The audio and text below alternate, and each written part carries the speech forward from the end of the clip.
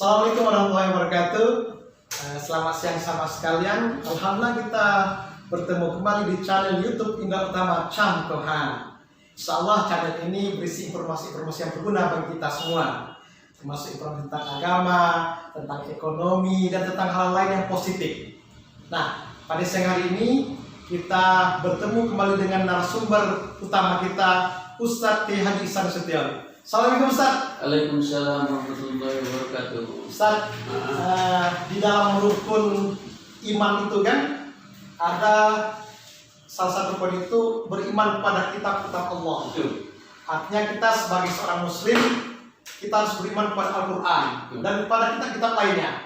Nah, terkait dengan Al-Quran ini sudah seharusnya seorang muslim itu pandai membacanya, kepada mungkin apa bisa dan seterusnya. Nah, yang mau saya tanyakan kira-kira bagaimana atau kewajiban seorang muslim terhadap Al-Quran ini, Ustaz? Ya. Karena kita perhatikan selama ini banyak sekali generasi muda kita yang baca Quran mereka masih minim sekali. Nah, tolong jelaskan, Ustaz. Ya, baik sekali. Kewajiban umat Islam terhadap Al-Quran saya memiliki 7M. 7 miliar. Oh, itu ya.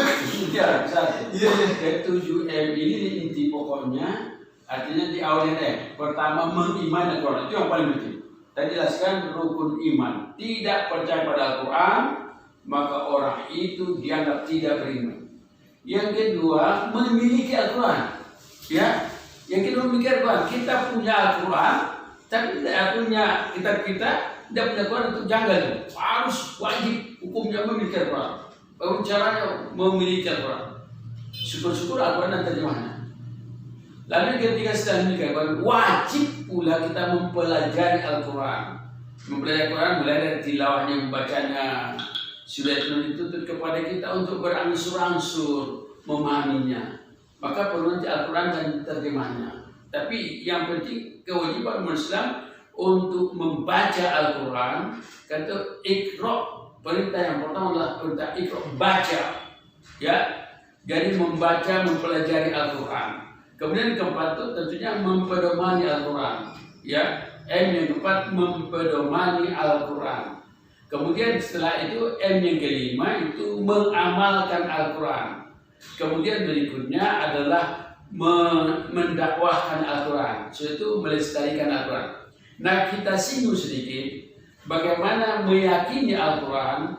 Yakinlah sepenuhnya Al-Quran itu merupakan kalamullah. Wahyu Allah SWT bukan kepada Muhammad SAW untuk kita bersama.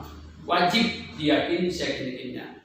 Lalu yang kedua, setelah kita meyakininya, seperti yang kita jelaskan, perlu kiranya kita memiliki Al-Quran. Syukur-syukur juga Al-Quran terjemahnya. Karena mudah-mudahan terjangkau lah, harganya terjangkau. Jadi kita sebagai umat Islam wajib punya Al-Quran minimal satu Al-Quran di dalam satu keluarga. Sungguh janggal di dalam rumahnya tidak punya Al-Quran. Nah, kemudian kita berusaha sedemikian rupa untuk mempelajarinya. Sebaik-baik kita, Bapak bersama adalah orang mempelajari Al-Quran dan mengajarkannya. Karena nanti kalau misalnya kita tidak mempelajari membaca Al-Quran, andai kata misalnya kita nanti masuk surga, ini kata ulama, nanti di akhirat bahasanya di surga itu bahasanya dari Al-Quran. Insya Allah nanti akan otomatis kita bisa bahasa Arab karena sering mempelajari Al-Quran. Jadi bahasa nanti sana bahasa Al-Quran bahasa Arab itu jadi akhirat nanti.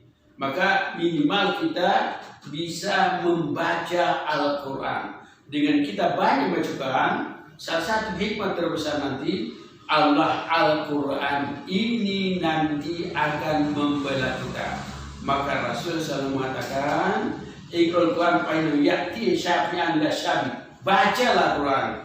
Rasulnya Al-Quran itu akan datang kepada pembaca nanti di hari kiamat memberikan syafaat. Nah, kemudian yang paling penting tentunya mengamalkan Al-Quran. Itu penting. Artinya mengamalkan Quran. Habis Al-Quran kita harus amalkan. Al-Quran menyuruh kita sholat, wajib kita sholat. Al-Quran menyuruh kita berpuasa, demikian ya, wajib kita puasa, demikian juga yang lainnya. Wajib kita laksanakan. Apalagi terkait dengan rukun Islam itu jangan sampai tindakan sesuai dengan kemampuan kita. Misalnya kalau kita katakanlah tidak mampu misalnya berzakat diganti dengan infak, tidak mampu haji diganti dengan namanya puasa Arafah, atau setiap subuh kita misalnya, atau kapan-kapan lah sekali seminggu, jadi setelah sholat subuh kita kemudian jangan pulang dulu, lakukanlah sholat 2 sebelum pulang, maka insya Allah sama dengan haji, sama dengan umrah sekali. Nah kemudian tentunya rukun berdasarkan sunnah itu kan perintah Al-Quran. Nah sudah itu, setelah kita mengamalkan Al-Quran, yang paling penting lagi kita itu untuk menyampaikan, mendakwahkan Al-Quran. Rasulullah memesankan kepada kita bersama, balighu anni walau ayat, sampaikan daripada walaupun 1 ayat. Jadi kewajiban menyampaikan bukan saja ustaz, bukan saja imam, tapi semua kita wajib menyampaikan, namanya terkenal dengan amar ma'ruf nahi munkar. Jadi semua manusia melakukan dai namanya, dengan mubalik. Jadi wajib menyampaikan, wajib memberikan nasihat kebaikan kepada orang lain, semua kita. Lalu kemudian yang paling penting adalah membela, mempertahankan Quran. Kalau ada orang menodai Al-Quran, kita coba membelanya, walaupun dalam kita membela Quran sampai nyawa kita tantangannya, itu akan jihad di jalan Allah Subhanahu wa taala. Baik Ustaz, jadi terkait dengan membaca Al-Quran tadi. Jadi di awal tadi saya menanyakan bahwa masih banyak generasi muda kita yang tidak bisa baca Al-Quran. Jadi kalau mereka tidak bisa baca Al-Quran, apalagi membaca Al-Quran. Nah, kita anggap saja mereka sudah bisa baca Al-Quran. Kapan minimal kita baca Al-Quran ini bisa kita baca? Karena gini, waktu saya kecil dulu, itu biasanya Quran itu taruh di lemari paling atas, dibaca ketika malam Jumat, atau mungkin dibaca ketika ada orang yang meninggal. Nah itu bagaimana sebaiknya kita baca Al-Quran Ustaz? Jadi Al-Quran wajib kita baca sepanjang hayat kita, itu dia.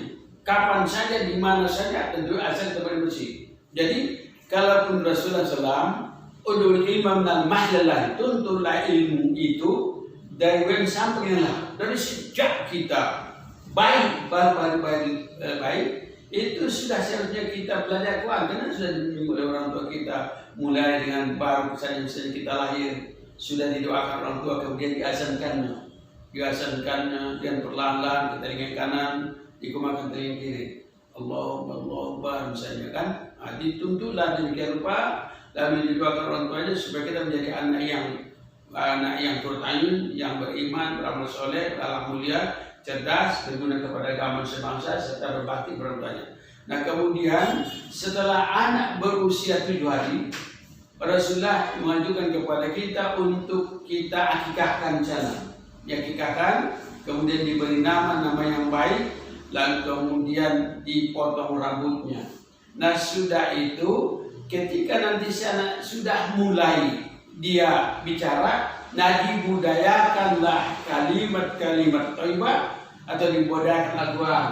Misalnya ketika nanti makan suruh yang baca Bismillahirrahmanirrahim, selesai makan suruh baca Alhamdulillahirabbil alamin. Kemudian ketika nanti mendengar azan suruh diikutinya, ditirunya demikian juga. Nah kemudian ketika usia 7 tahun wajib orang tua mengajaknya, menyuruh anaknya untuk sholat terus menerus. Disuruh saja, ayo nak sholat 7 tahun. Sampai hanya 10 tahun tidak juga sholat, maka orang tua diperkenankan untuk memukul anaknya supaya sadar dengan depannya. Lalu nanti juga tidak memesan sudah 15 tahun, maka si orang tua diperkenankan menggertaknya. Kalau nak anak tidak mau sholat, kemudian keluarlah anak dari rumah ini. Lalu sampai nanti dia menikah, baru selesai kewajiban kita untuk membimbing terus menerus. Itu intinya. Jadi dari sejak lahir sampai 15 tahun terus bimbingan, dan terus nanti pokoknya sepanjang hayat kita. Baik, terima kasih Ustaz. Para sahabat sekalian, demikian tadi bagaimana kewajiban kita sebagai seorang muslim terhadap Al-Quran. Jadi kita harus baca Al-Quran setiap hari sepanjang hayat kita, bukan sekali seminggu setiap malam Jumat, bukan ketika pada saat ada orang meninggal. Mari kita biasakan membaca Al-Quran. Sekarang ini sudah banyak sekali komunitas. Ada one day one juz, 1 hari 1 juz. Berarti kalau 1 hari 1 juz, 1 bulan khatam Al-Quran. Baik, mari kita biasakan membaca Al-Quran ini sampai akhir ayat kita. Demikian, Assalamualaikum warahmatullahi wabarakatuh. Cam Kohan.